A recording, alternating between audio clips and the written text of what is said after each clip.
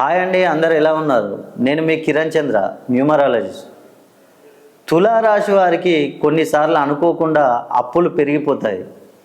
సంపాదన ఉన్నా కూడా సేవింగ్స్ ఉండవు. ఇది గ్రహ ప్రభావం వల్ల జరుగుతుంది. కానీ వీరు కనుక సరైన పరిహారాలు పాటిస్తే ఈ సమస్య నుంచి బయటపడవచ్చు. ప్రతి శుక్రవారం రోజు మహాలక్ష్మి దేవిని పూజించాలి. తెల్ల పువ్వులు సమర్పించి వీళ్ళు దీపం వెలిగించాలి.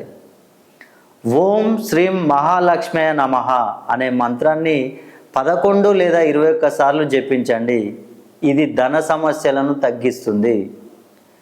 అదేవిధంగా శనివారం రోజు నల్ల నువ్వులు లేదా నల్ల దుస్తులు దానం చేయండి. ఇది శని దోషాన్ని తగ్గించి అప్పులు తగ్గించడంలో సహాయపడుతుంది. అదేవిధంగా ప్రతిరోజు ఉదయం 5 నిమిషాలు మంచిగా ధ్యానం చేయండి. మనసు ప్రశాంతంగా ఉంటే సరైన నిర్ణయాలు తీసుకోగలుగుతారు. దీంతో మీ ఆర్థిక పరిస్థితి కూడా మెరుగుపడుతుంది. మీరు అనవసరమైన ఖర్చులు తగ్గించాలి. సేవింగ్స్ అలవాటు చేసుకోవాలి. చిన్న మొత్తాలు అయినా క్రమం తప్పకుండా సేవ్ చేస్తే మీకు పెద్ద మార్పు కనిపిస్తుంది.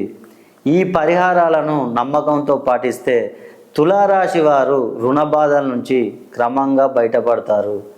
జీవితంలో వీరికి ఆర్థిక స్థిరత్వం వస్తుంది.